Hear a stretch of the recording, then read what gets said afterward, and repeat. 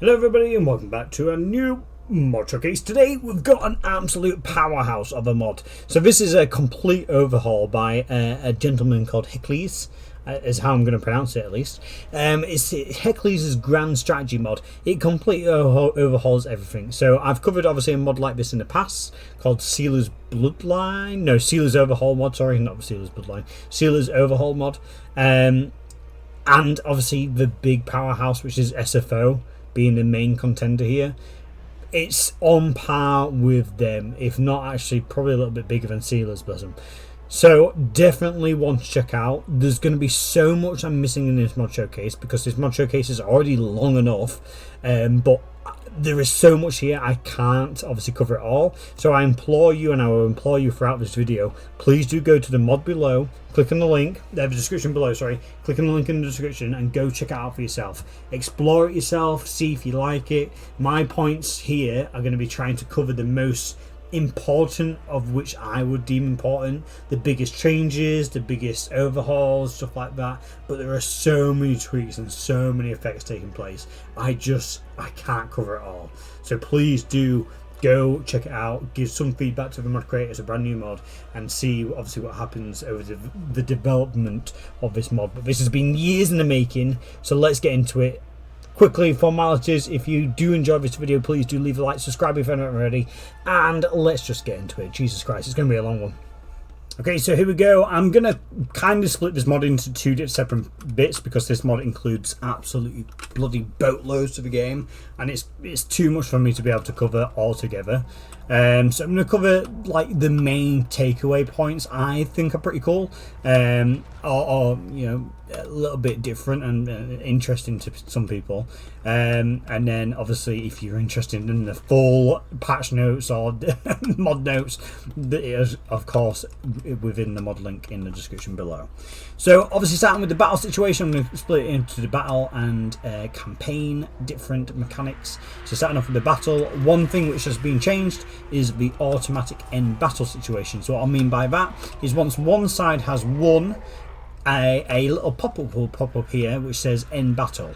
Now I do it all the time. What I will do is ignore that completely and chase down fleeing enemies. Now what happens is you don't get a chance to chase down the fleeing enemies. It will automatically end battle.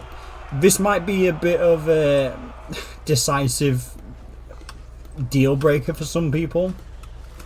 I for one don't mind it. I like to chase down obviously routing units, but from what the mod creators idea is too many people are chasing down fleeing units at the end of the battle, which is making campaigns too easy.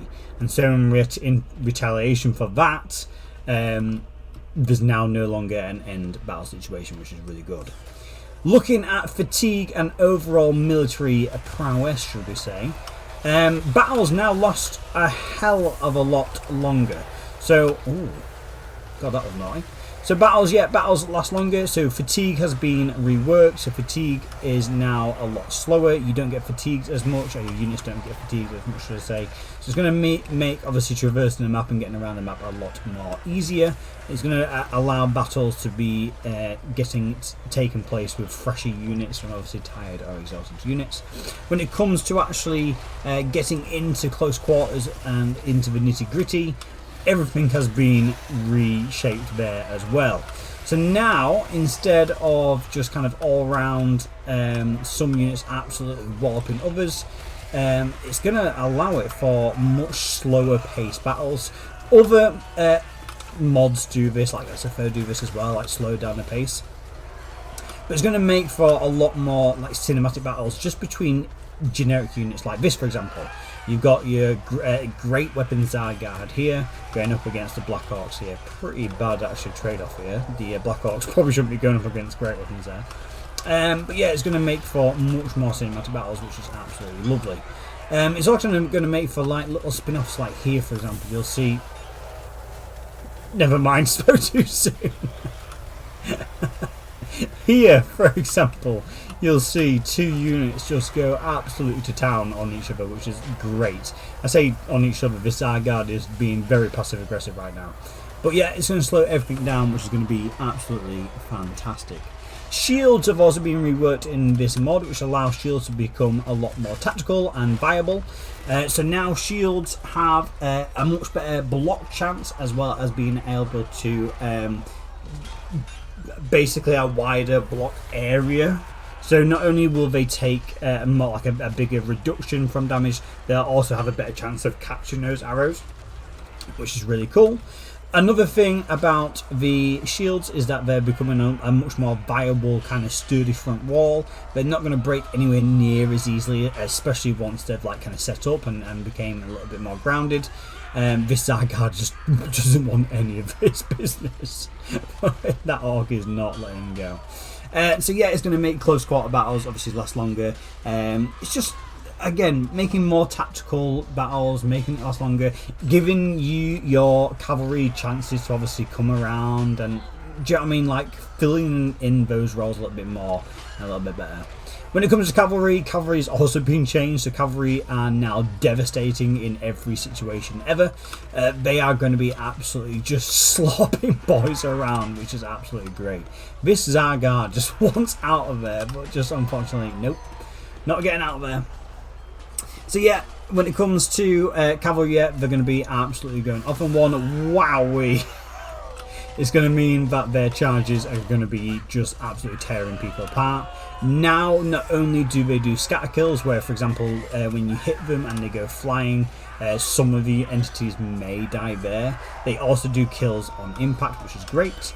Dismemberment is also a pretty cool thing in this mod. As you can see from this, this orc here, he's lost his arm, but he's not out yet, baby. I love that. So yeah, some units or some entities can be dismembered. I don't know how it's still going at this point. Undead units even more so can be utterly just brutalized. But yeah, it's pretty cool to see some units keep on fighting. Obviously in reality they would eventually bleed out, but it's nice to see these orcs just keep on bashing, not giving two hoots about that. Another cool thing is collisions have been done as well, so now every entity has collision. Now units can no longer walk through each other, everything kind of bumps and grinds upon each other. I probably shouldn't say that when talking about orcs and men. Probably not the image you're wanting to see here. So yeah, now there is no more ghosting. Units have to wait in line and will eventually obviously get into nitty-gritty there. As you can see there, Jesus Christ.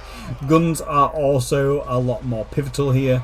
Guns do devastating damage as well, which is lovely to see. Don't get me wrong, they're a very unarmoured unit, but they absolutely rinse boys. Sending more, like loads of people flying as well. Yeah, just look at that. Jesus Christ. Another thing as well is when being shot or knocked down, the entities get up in different orders and also take longer to get back up depending on what actually happened to them. So you will see certain units stay down for longer. These are just getting absolutely rinsed, by the way. Jesus Christ. Okay, so here we go with a quick little reload here. Another thing which changes with the campaign. Another thing which changes with the battle AI is they don't all engage the same way as what you'd normally see in vanilla. So if we just slow this down, in fact we'll just bloody pause it. As you can see here, normally in vanilla what would happen is the infantry would kind of push along the front, in almost every situation ever. The infantry would push along the front, followed by the ranged, if obviously an engagement is happening, unless of course if you're sitting there, and then the cavalry will go in the flanks either side. Now an interesting takeaway here is you can actually see the cavalry is moving up in the middle here, so we've got some Warbear riders here going up in the middle, and some other Warbear riders there. So plenty of cavalry actually moving up in the middle. We've obviously got the contingent of Zygarde going in here in the middle as well, which is obviously what you're going to be expected to see, as well as some Akshina ambushes. I could never say that word very well. It's not even a modded word, I just can't say it. And then followed by some obviously more generic heroes, lords, and an elemental bear here. But if you look on the flanks, something interesting is happening. So as you can see, they've kind of split off down here. So that's like an extra splinter group there. And they're also splitting off down here, which creates another splinter group here. And as you can see, they are very diverse unit groups. So instead of on the flanks having just cavalry, on each flank. I mean, bearing in mind the left flank, the cavalry is a heavy war sled, and they're actually going to use their guns to the full effect here. They don't actually go into melee all too much. They use the gun to full effect. So on the left here, you're going to see obviously 1 unit of cavalry, some armoured corsairs. I think 2 units of armoured corsairs, yeah, and a unit of streltsy. And then on the right, we've got armoured corsairs, Zarguard, Ice Guard, and then a unit of Warbear Riders. So now what we're going to do is the AI is fucking insane in this mod. So they actually splinter off their groups into like little mini groups, which is really cool. So you're going to have to obviously account for everything.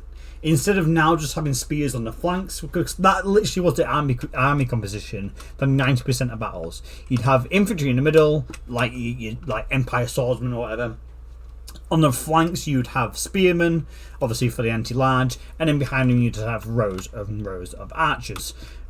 Unfortunately, now that's not going to work, because on the left flank, if you put some spearmen, you've got Zargar coming your way, right? You've got armoured corsairs coming your way. You've got Warbear Riders, which aren't going to give a fuck about you anyway, coming your way. And likewise on the other flank, you've got 2 units of armoured corsairs. You've got some streltsy. So you're going to sit there with spearmen, thinking, nice one, in come the Kislevite horsemen, and you're going to get a regiment of renowned streltsy just slapping you from the flanks. So now you really have to read the battle as it develops real time. Because literally, I'll go in slow motion so you can see it. Actually, I'll just go normal speed. They just completely splinter off. They completely splinter off. Obviously, artillery all the way at the back doing its thing. It's a little grom so it can shoot across the map anyway. But yeah, you'll see here, everything, yeah. The right group is splintering off to the right, left to the left. And that's exactly what we're trying to do. We're trying to envelop your troops as well. Trying to keep you obviously pincered in while also keeping momentum in the middle as well. So just so good.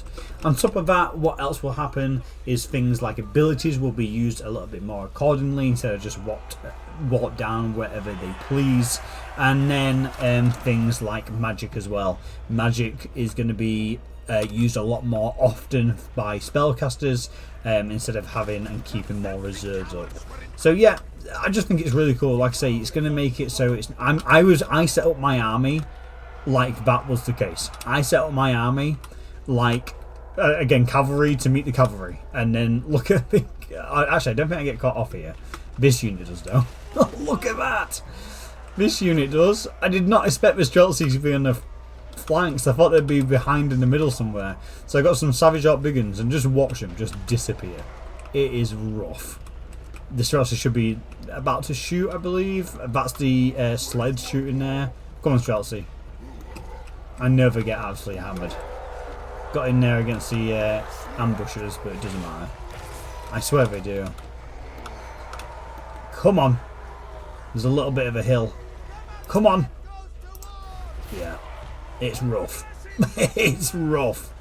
And of course, they're a lot more responsive as well. So it's going to make for a lot more engaging. It's like here, for example. Normally, what would happen here? So I attacked the ambushers. In normal game, the ambushers would just go into melee and attack me. But the AI actually moved the ambushers out because it wasn't a good situation for them. And pushed them towards other friendly units to get, obviously, reinforcements there. So, again, so clever. And this is where these savage orc biggins just do not stand a chance. These streltsy, of course, going into reload here and just blasting these poor green fuckers. But yeah, all around, the actual... Look at that. See you later. Oh my god. Rough. All around, yeah, making for a much more engaging and, I don't know, just rewarding battle, because you're not just doing, do you know what I mean, like auto-click simulation.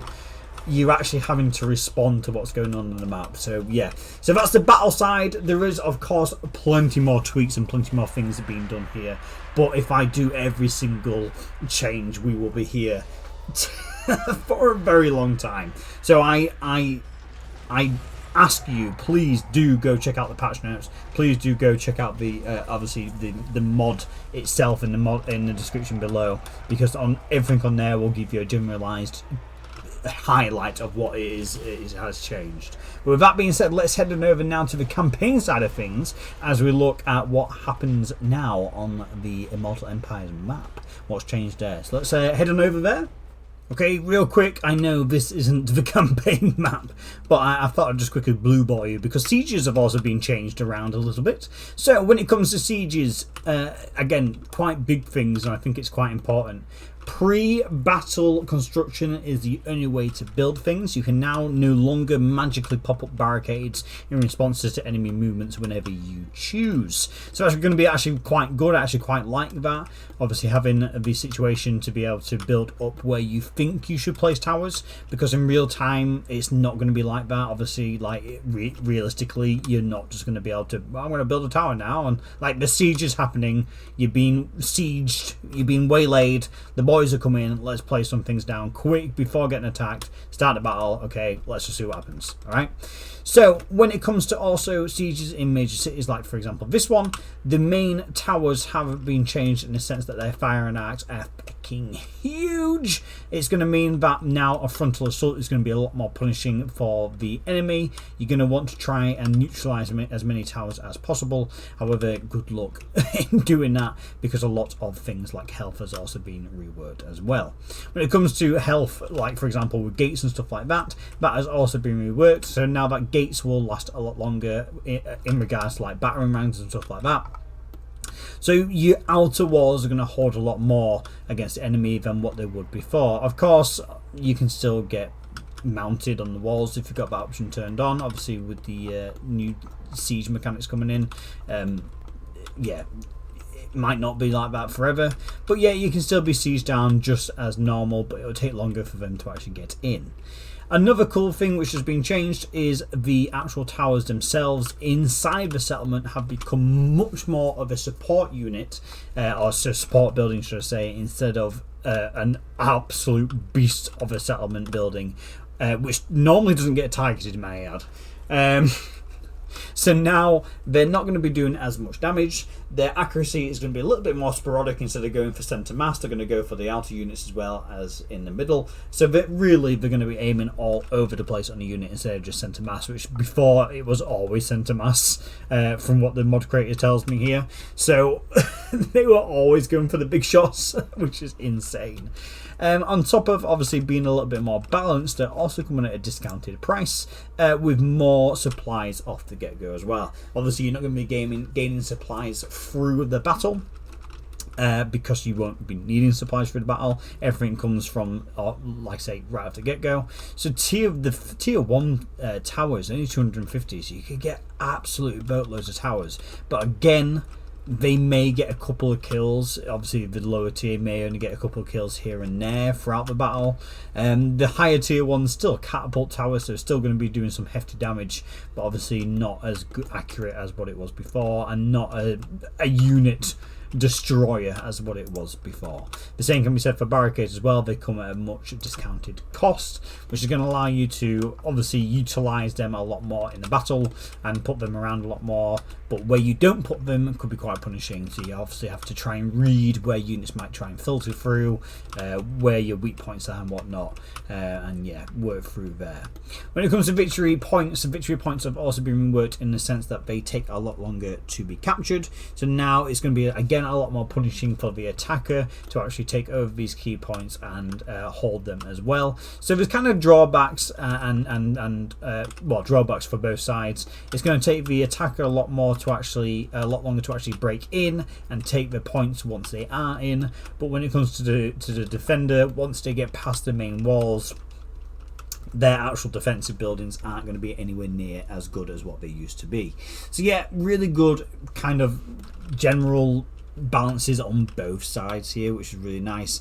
All around, there has been a new update to the units as well when it comes to the walls. So before, only basically artillery could break the walls.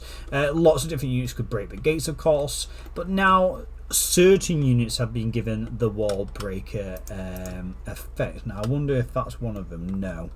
Warbears? No. I'm going to assume they probably don't have any. Kislev probably don't have any. But to give you an idea, I can have a look here. So to give you an idea, so colossal monsters like dragons or greater demons, including, for example, Scarbrand, right? They can now attack the walls. Now don't get me wrong, attacking the walls ain't going to be great.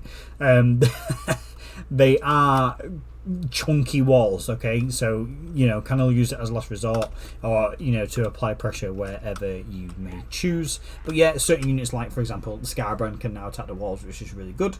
Machines and constructs like Necro Sphinxes, Bone Giants, or Terracotta Sentinels, and so on, units like that are also now wall breakers, which is a lovely jubbly. And then other units like Lokia, Mazdamundi, mounted units, Malekith, Manfred, and stuff like that, Durthu, can also be employed here to take out the walls as well. So it's going to allow more versatility to get through the walls, but you're going to be obviously taking a lot more damage from these towers on the lead up to getting in. So yeah, there's going to be a lot more obviously situations there for you, which is really, really nice. It also allows less dependence on artillery. So if you're obviously not wanting to go for an artillery focused army, or if you're an army which doesn't really have great artillery, like for example greenskins, the best thing to take out walls and towers for most factions are cannons. Unfortunately, greenskins don't have any. So that's going to be a nice little, obviously a different thing, to throw a giant squig at the wall instead of cannons you don't have, because those damn dwarves don't like to share. So with that being said, let's now head on into the actual, I promise now, the campaign effects. I feel like this is just a massive pile of shit. That is horrendous. That is exactly what it is, isn't it? Oh my god. Anyway, excluding a pile of shit, let's have a look at campaign mechanics now. Wow, that is awful. Okay, so here we go with the campaign showcase side of things. What I'm going to do again is kind of split this side into two different bits. What you can expect the AI to be doing differently, and what you can expect differently for yourself, sort of thing. So starting off with the AI, I think it would be a good idea to start off with them. What will change to them and what obviously they'll be kind of doing. So in terms of general occupation, again, there's so much in this mod, I cannot cover everything, so I'm just going to highlight some key takeaway points here, which I find quite interesting. So now the AI on every single level is going to be playing a lot more clever, smarter and aggressively. They are now no longer going to leave settlements abandoned. They are going to push for colonization as much as they can within reasonable terms. Obviously they're still going to take into account like threats and stuff like that. They're not going to suicide their armies as much. They will obviously take into account if another army is nearby, if taking it is credible or not, but they are going to push for expansion as much as possible. When it comes to economy and how they'll be maintaining their budgets, should we say, they're now going to only have a 5% anti-bankruptcy buff, which zone, which I didn't even realise was a thing. So now the AI is going to be spending 95% of its income and leaving only 5% to make sure that they don't bankrupt themselves, which is incredible. Which is going to basically be split down into three prime areas here. So the three main areas the AI will be basically deploying its income into is 50% into military buildings and obviously military production, 35% into economy/support buildings, and then 15% into defense. So what that will mean is now settlements will no longer be taken over and kind of just abandoned or left in unviable situations. The AI will now try its best to obviously make sure that military buildings are built, obviously to keep on growing their forces as much as they can, but on top of that making sure that the economy buildings or support buildings are still present, because too many times in the past the AI would kind of sit on abandoned settlements, or would take a long time to obviously build up a settlement or utilize a settlement. And so what this mod will do is obviously allow them to use a lot more of their profit cap and then incorporate it into building up settlements and stuff like that, which is really good. When it comes to actually trading regions, resources is actually now a major thing to the AI's decision making. So it'll take into account what resources it already has and what resources it doesn't have, and what it could gain by trading those resources as well, which is pretty cool. They will actively try to repair as much as possible as well. Again, another thing AI in base game used to do is kind of just, if a building got damaged, it would leave it damaged. It's got better things to be doing, sort of thing. So now it's going to try and revitalize those settlements as best as it can. So yeah, all around some really good takeaway points there. When it comes to army compositions, they're going to be building much stronger armies now. Gone are the days of chaff spearman spam or swordman spam. Unfortunately, those days have now long gone. So when it comes to building an army, the AI will now take into account more elite / specialized units. So we're going to build actually better compositions. They're gonna they've got an anti-spam thing incorporated into the AI, which actually gives them a penalty if the AI starts to bloat their armies with basic troops. So they're going to actively avoid bloating their armies, whether that be on a percentage base or what, I don't know, it's not specified, but I'd like to think maybe 40% of swordsmen, and then that's the cutoff. No more swordsmen, you have to get better troops. At least that is how the AI will be thinking. There is now a ready army threshold. What that means is the army of an AI will not be deployed, or at least it won't actively. It might react to obviously you coming to attack or something like that, but it won't actively try and do anything until a certain size has been acquired in the army. Again, not specified. It may be different for different factions, or it may be different depending on the situation at hand. However, what you won't see is multiple spam of little chaff armies kind of here, there and everywhere doing their own little thing.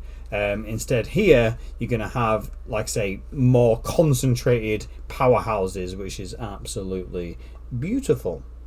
One last thing the AI will do is focus more around occupation instead of raising and pillaging. Obviously, when it comes to other factions like Khorne, I'm sure they will still be following suit of pillaging and raiding to all the house content. But with more generic factions like Empire and stuff like that, they will be more focused on occupation instead of pillaging, raising, or even abandoning settlements, which is nice. Another cool takeaway as well, probably the last thing I will include in this AI point of view before we look at what's going to change, obviously more so for yourself, is now when it comes to like laying siege to a settlement or something like that, oftentimes what would happen is the defending army would be vastly outnumbered. But because they are within a wall, the auto-resolve was so heavily in their favour that most of the time, if you was within a wall settlement, you could just auto-resolve the battle and eliminate a pretty high tier or elite army. Now, fortifications basically matter almost nothing to auto-resolve. There will be a slight bonus, obviously, if you do have walls or whatnot. If you are in a high tier settlement, there will be a slight bonus. But on a grand scale of things, artificially, the bonuses don't really exist anymore, which is great. It's going to actually be down to the army vs army composition. If you can win the battle with the army you've got and utilize the walls and the towers and the resources to your advantage and actually win that battle, great. But now you're not just going to win on an auto-resolve just because there's 17-foot walls in front of you, which is obviously keeping an enemy out. That's not going to kill the enemy. The enemy are just going to stood there quite frustrated as they build siege equipment and knock you down. So yeah, really cool. Obviously, it does take into account now fairer battles on the campaign map, and the AI will obviously take that into account as well. If it thinks that it needs better units, obviously won't just attack you. And likewise, when you're attacking cities as well, that buff applies for both. So, or debuff, should I say, applies for both. No longer do walls actually really matter for the auto-resolve bonus, which is great. With that being said, like I said, there is thousands more little tidbits where the AI will be taken into account in terms of what they'll be focusing on, who they'll be targeting, how they like kind of dictate who they'll be going to war with, threats and stuff like that, taking more into account. Like, there's so much. Everything has been redone. I just don't have time to go through everything, otherwise this will literally be the longest video I've ever created. So I again implore you to please go check out the mod in the description below and check out the full mod dev notes, so you can see exactly what you're getting into. But this is kind of a nice, cool takeaway, nitty gritty points I'm getting into here, trying to give you the best kind of focus points as I can. So with that being said, let's head on into the final area of this mod showcase and have a look at what you will be expecting to change when you're playing as a campaign yourself. Okay, so here we go, moving on to the effects you will experience obviously playing through this campaign, or I say this campaign, any campaign, as a player yourself. So the first big thing, the quite naughty thing, some people may again be a bit decisive on whether or not they play it or not. Autoresolve has now been removed, or at least not removed, hidden. So there you go. Now you no longer see the Autoresolve bar. You don't know, obviously this is the first battle, so you are going to win. But now also when you hover over Autoresolve, you now no longer see your losses either, which is interesting. So now, unfortunately, well, I say unfortunately, it depends. Excuse me. It depends for what kind of style of game you're playing for, right? If you're going for a little bit more closer to hitting home, if you're wanting a reason to fight more battles, then this obviously is a good indication for you, a good mod for you. But if you don't really want to stagnate, if you get burnt out in later campaigns, then having this hidden Autoresolve, unfortunately, might be a little bit of a persuader as to not get the mod. But it's still a big change there, so I thought I'd definitely include it. On top of that, other things have been made auto-resolvable, but they again suffer the same penalty there to obviously not being able to see. So now quest battles are also auto-resolvable, but you won't be able to see how well that will go for you. But it gives you the option to now at least auto-resolve it. There is a mod out there which allows you to do it already, but this is base game content now in this mod, which is really nice itself. Moving on to another thing which I think could be quite naughty, there's now an anti-snowball mechanic. So what that means is, depending on the size of your empire, depends on your income either being negatively or positively affected. So the bigger your empire, and again it makes sense, you're going to have to be a little bit more strategic and obviously build up taller as your empire gets bigger. The bigger your empire, the more money it will cost to actually govern your empire. The smaller it is, the more money you'll get in your pockets, because obviously you're not spending as much on governing the lands. So yeah, that's another cool thing. All income is affected by this probability. It's completely based on the size of your empire. So yeah, that's another big thing you will experience as a empire faction, as a playable faction. It's one of those, again, kind of for you to build strategic, for you not to just wipe the floor with everyone. It obviously gives you now more incentives to building up allies, having more relations going on, trade agreements, stuff like that, actually governing lands to other factions. You can still be the big powerhouse of the local area, but maybe keeping someone alive to govern one province for you might be a good idea to help subsidize that obviously negative income, which is quite nice. Obviously it allows you a different campaign effect, as well as also being realistic. Bigger land costs more to govern, of course.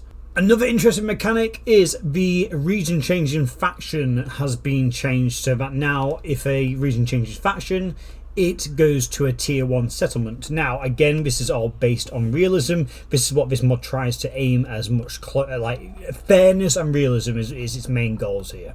So for example, if I was to attack Grunberg, and if it was a tier 3 settlement, obviously through natural conquest it would get knocked down 1 to tier 2 anyway, but it would be a tier 2 settlement, right? not bad. Obviously here they're all tier 1, but the point still stands. So I take Grunberg, tier 2, nice, fantastic. However, that is only because they are an Empire faction. Now if these were greenskins, or we'll take Nuln for example, if this was a greenskin settlement and it was tier 5, basically the infrastructure of Nuln will be accustomed to the greenskins living there, right? The greenskins have built it up in their infrastructure tier 5, not using our infrastructure, not using my buildings and camps and whatnot. Quite literally, you see it here when you hover over here. You've got a hamlet, and as you build it up into a village and a town and then a city and then a city-state.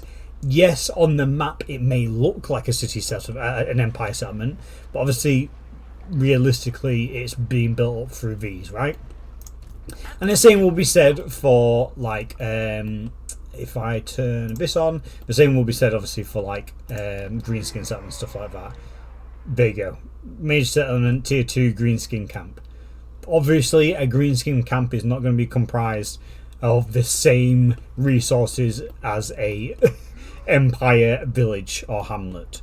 So now once you take over any settlement belonging to another faction which isn't your own, it goes down to a tier 1 settlement for you, as basically what it's insinuating is you're now building your buildings on their land instead and building your infrastructure up on top of or where theirs used to be. So yeah, that's another really cool addition. Again, some people might not like it, and if not, that's unfortunately the case. This mod isn't the one for you, but it does add a new dynamic obviously for you to be playing around with, which is really cool. Okay, so moving on to the next big thing, which is supply lines. Supply lines have been completely reworked in this mod, which is really cool. In vanilla, supply lines would be based on the lords you recruited. Each lord recruited would be an additional supply line counter, shall we say, and every single time you recruited a new lord, it would be considerably more costly to maintain and run that army, as supply lines obviously got bigger. Now what happens is, instead of it being based on your lord, it's now actually based on your units, how many units you've got with the lord, as well as what quality units you've got with the lord. So it now kind of is a little bit better in the sense of it's not going to punish you just for having a reinforcement mini stack sort of thing. It's going to take into account what's in that mini stack or half stack, who would say, what kind of quality units you've got. You could literally have a full crap stack and a half elite stack, and a half elite stack could cost more in supply lines than your main chaff stack, should we say, which is again a nice rework there. It works the same, but obviously just kind of redid it a little bit. Okay, so in relation to the supply lines we've just been talking about, certain lords do have buffs to the supply line of the units in their armies, which is going to be great for actually building themed armies as well now. So if we take a look at this Huntsman General here, and click on here, you can see these skills, I was going to say abilities, sorry, these skills here obviously offer, for example, there for the huntsman and archers more range and bonus feast large, which is nice, but then also better supply cost and unit caps for these units as well. I'll get into unit caps in a second because that's another separate thing as well. But yeah, so he will have a benefit to supplying a more cost-effective army consisting of these units, and as well as circle protection for spear and great sword units, which is nice. So again, having this lord recruit those units, they'll be a little bit more cost effective in his army in relation to someone else. If I recruit another lord, can I? No, next time I'll be able to. If I was to recruit another lord, I'm almost certain they would be the same, but for different units. Let's have a look if he has anyone here for him. No, he just seems to. Oh, there you go. Heroic Knightly Band. Better supply cost for cavalry units. Nice, really nice. So that's one thing Carl France does. Gives you bonuses to cav, which is really cool. Excuse me. On top of obviously supply lines, then we also, like I just mentioned there, have unit caps. So now there are unit caps which can be buffed depending on the buildings and such you build, but generally speaking it now stops you from making spam armies or early game spam, those kind of armies where you just kind of do like no-brainers. You've now got to think and make some kind of an army composition instead of just randomly throwing in 18 huntsmen with another crap stack of 15 Empire swordsmen and hoping for the best. Do you know what I mean? So now you've actually got a capacity on units. So for example here, the lower two units at the moment don't actually consume supplies, so that's really cool. So there's not actually a problem with supply there, which is fine. You can have up to 10 of them base, which is fine, 2 out of 10. Great swords and heavy armored infantry are two separate categories, so there's another good example. You can have 10 heavy armored infantry, but then if you get 10 heavy armored infantry which aren't great swords, it will completely cap out the great sword capacity as well. So it's quite interesting terminology there to try and like I say, build those armies effectively to make sure that you can use whatever you can to the best of its scale, sort of thing. Same with the gunners there. You can only have 10 missile units, 2 of which out of 6 are handgunners. So again, you can't just do absolute boatloads of handgunners or boatloads of archers. I can only recruit 8 more archers because, or even 6, they've got a unit cap of 6. I can only recruit 6 more archers because these take up 2 of the 10 slots already anyway. Same with the cavalry there, 1 out of 6, 1 out of 10, and artillery there as well, 1 out of 4, 1 out of 8. These units do indeed consume supply points, as you can see there. These ones don't. This one doesn't with this lord, but I'm guessing it's because it's an elect count unit. So obviously a little bit different than others. These consume 1. This one doesn't because of the accompanying lord. And then this one consumes 3. Rough. That is a lot. Another thing which has been added, another great thing which has been added, and I don't think I will say any, unfortunately, right at the get-go, is now storms have been redone. Who would have thought storms would have been overhauled in a mod like this? But yeah, so storms in base game are very few and far between. They kind of float mainly over the sea regions and give like little debuffs, especially if you're going into like the eye of the storm or going over the ocean. You can take some wacky attrition at times, but generally speaking, if you stay out of the way of the storm or out of the way of oceans in general, you are categorically fine. Nothing really changes there. However, with this mod, what it adds is storms which do spawn in and develop over time. They are random in severity and they will travel across the map regardless of where it is. And with those storms come random effects as well. Some really hefty debuffs to some pretty damaging attrition over time, for example. So another good, basically world chaos design built in there, where anytime a storm could pop up and either hinder you, hinder an ally, or maybe even hinder the enemy if the gods will it. So yeah, a cool little throw in there. The storms actually do matter now, so yeah, really cool. Movement is another big thing which has been changed. Obviously before, movement was base movement. You could upgrade it in a sense of heroes accompanying you, or maybe ancillaries or stuff like that. Movement now is actually based on the compilation of your forces you've got going. So depending on what units you've got in your army depends on how far you can actually move. So infantry and artillery are your slowest units. They will make you have less movement range on the campaign map.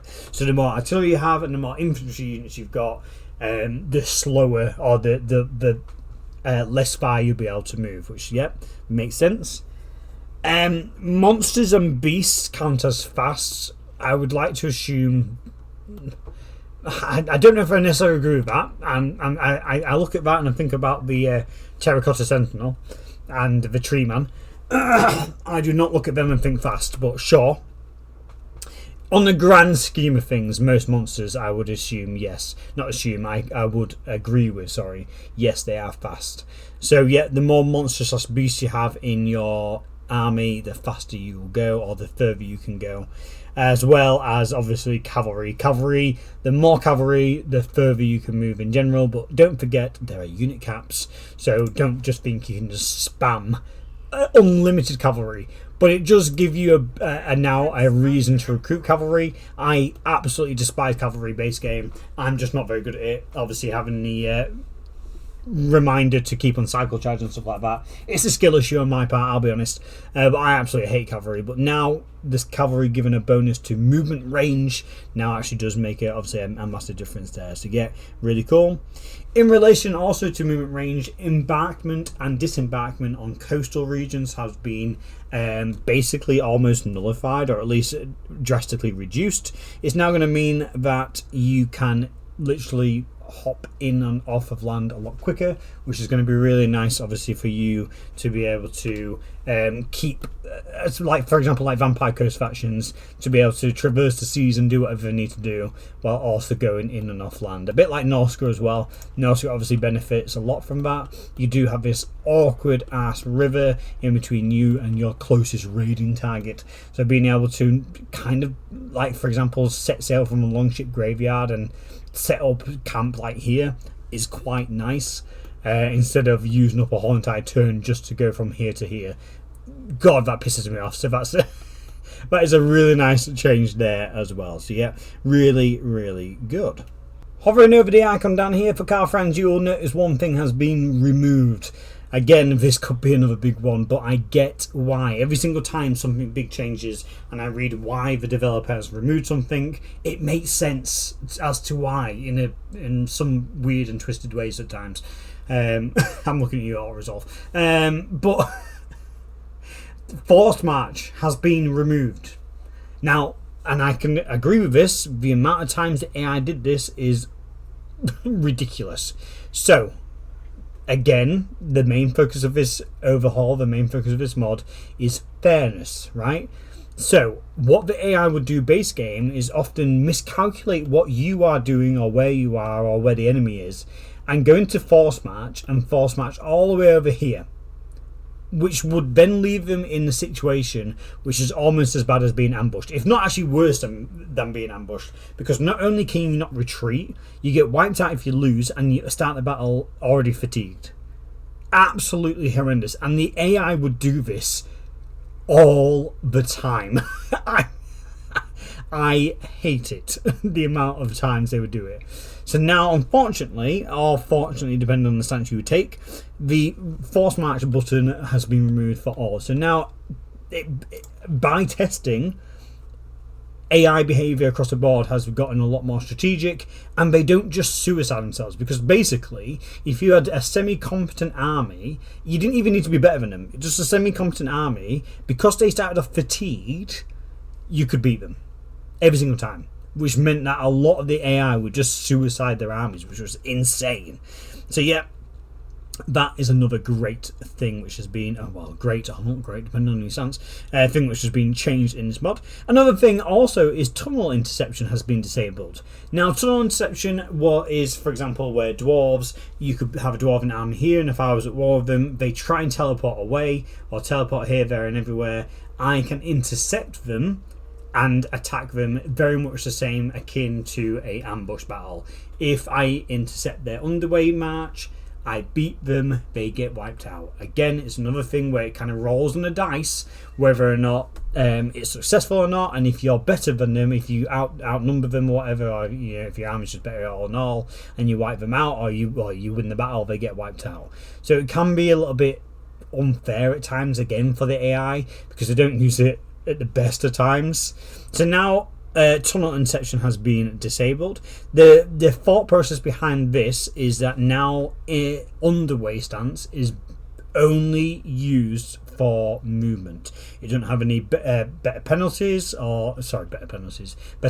for the person using it.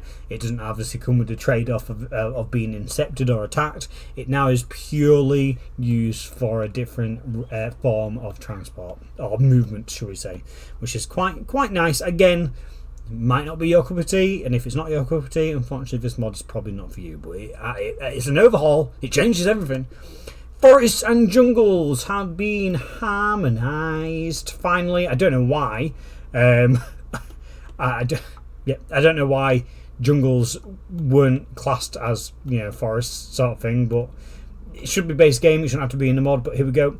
They now count as the same thing. So lovely jubbly forest terrain. Forest for terrain bonuses, lovely jubbly. Jungles now count as a forest as well. Jungle forest count are all the same. So yep, lovely. Another thing which has been, again, quite controversial, has been removed, is global recruitment. You can now no longer recruit globally. What this means is that you have to recruit locally, and again, when the mod developer obviously explains why he's made the choice to do this, it's for the pure purpose of being realistic. You're not going to be able to be all the way down here and recruiting, especially with some of the, like, the debuffs to, the buffs to global recruit times. You can make it like almost one turn replenishment at times. So being all the way down here at the Caverns of Sotek, having an army here, you're not going to be able to recruit great swords from the settlement all the way over here in one turn, realistically. Obviously, yes, in base game maybe you can, but obviously here it doesn't really work out the same way. So yeah, and again, maybe a controversial change, but a pretty cool one nevertheless, if that's something you're looking forward to. If you're looking for a more realistic overhaul, then that definitely is the one for you. And one last little thing before I round out this mod showcase, there's loads of independent faction reworks as well. I'm not going through them. I would love to sit here and show you everything. And again, for like the 19th time this episode, I implore you to go check it out. Most factions get some kind of rework in some kind of way. One last thing I will show off though is Lightning Strike has been redone again. So here's Lightning Strike, excuse me, in this mod.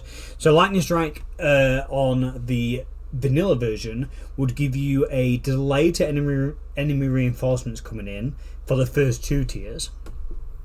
And then on tier 3 would completely deny enemy reinforcements coming in, but would make you tired at the beginning of the battle. So unless you were just in the worst situation, there's 5 armies surrounding you and you had no other choice but to click that button, it made Lightning Strike practically shit in comparison to Warhammer 2 Lightning Strike, where it is insanely overpowered.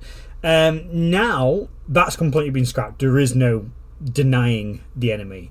Now what it does is on tier 1 it gives you more movement range, so yeah, really good. Obviously a boost to movement range is quite good, especially with the movement range being reworked.